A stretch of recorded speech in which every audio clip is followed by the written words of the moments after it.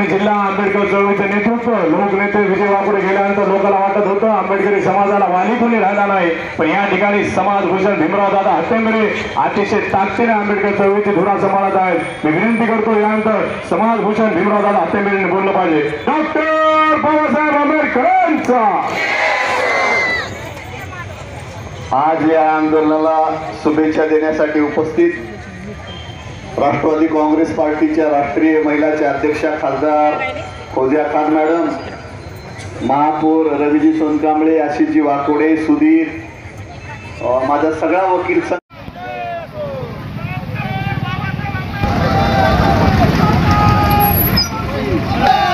छत्रपती शिवाजी महाराजांचा